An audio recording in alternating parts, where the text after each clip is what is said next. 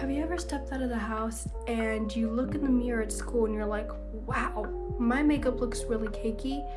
Well, yeah, in this video, I'm gonna show you makeup mistakes to avoid and what you've been doing wrong.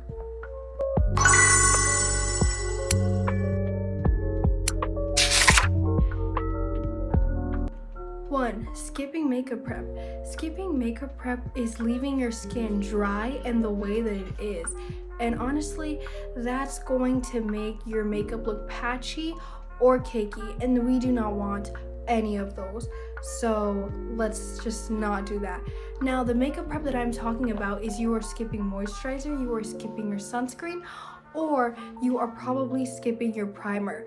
Look, I used to skip my primer and it used to look pretty cakey. Okay, like it used to look pretty cakey. Like, I mean, it was fine, but throughout the day, it slowly got worse.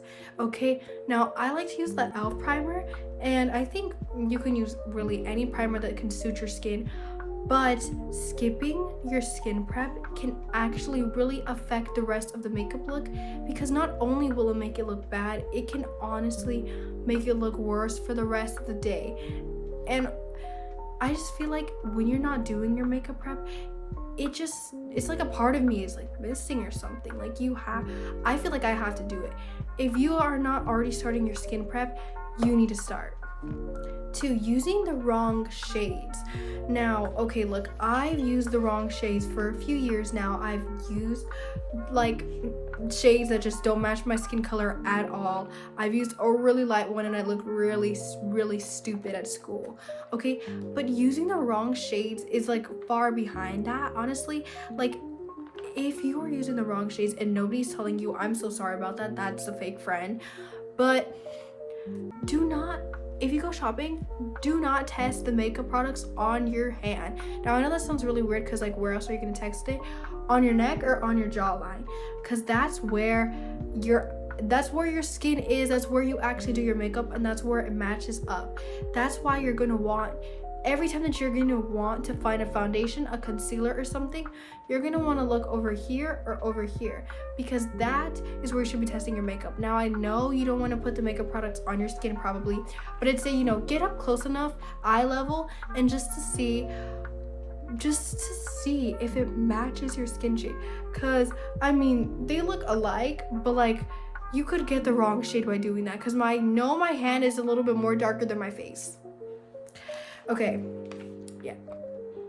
3, applying too much product. When you apply too much product, you are going to get yourself a cakey look. Do we want a cakey look? We do not need that. We do not want that. And honestly, it's one of the worst things that could happen to you. Now, applying too much product, you're like, how do I know what amount is good? Okay, when you are applying concealer, only do dots. Don't do a big old freaking triangle, or don't just do that. You want to apply dots, and the places where you want to put your concealer are right here, and right around over here. That's where you're going to want to put your concealer. Now, if you like to do your eyebrows with concealer, I recommend not putting too much there, because that can look cakey too. It's just right here. When you use your concealer, it can crease. Same thing with your foundation. It can crease around here. And honestly, it does not look that good either, because since your foundation and your concealer are kind of like your two bases, that can be the reason why your whole makeup looks cakey. 4, not blending the product correctly. When you blend, I do not mean rub. Like, you should not be rubbing your concealer. You should not be rubbing your foundation. You should be dabbing or patting it. Either use a sponge or use some kind of like little like brush or something.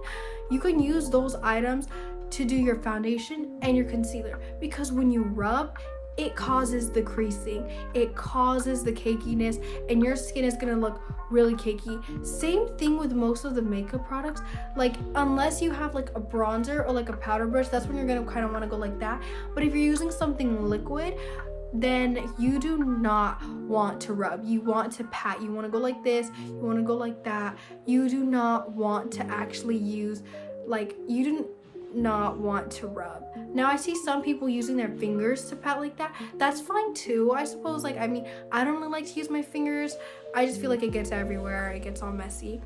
But as long as you are patting and you are not rubbing, you should be blending correctly. 5 blush placement mistakes. I have seen this way too often to not address it. You should not be putting your blush here and here or like around your cheek. You're like, why? That's where the freaking blush goes. No, that's not where it goes. That's where it's gonna make your face look drooped down, and that's where you're gonna get a double chin and where you're gonna look like your face is bloated. We do not want that. We do not want our face to look like that. So where are we going to put it? We are going to put it here, on your cheekbone, not on your cheek. Right here, and right here are where you are going to apply your blush correctly and the right way. Again, if you are using a liquid, pat or dab. If you are using a powder, go like this, like kind of like rubbing, but like using like a brush, like being artistic or something. That is what you are going to do. Now, another thing that I will see is even though they put it here, they put it like this. No, you're going to want to arch it. You do not just want to put it here. That's still going to make your face look a little bit droopy. You're going to want to arch it for that look. 6, over contouring. Contour should be placed here, here, here, and on your nose if you do it. I do not really know why people do over contouring, because like I feel like I don't even use contour myself. I feel like I'm tan enough. But if you do use contour, then one place that I see a lot of over contouring is on the nose. Because honestly, like I feel like when you do over contouring, your face looks kind of muddy. Like it could be contour or bronzer, but those two, like if you do too much, your face looks like a fake tan gone wrong. And it also, I don't know how to explain why I'm saying muddy, but that's what it looks like that's the only thing that could come up in my mind of what it looks like. And I just think over contouring can look really bad. One thing, again, if you're using bronzer, you know, go like this.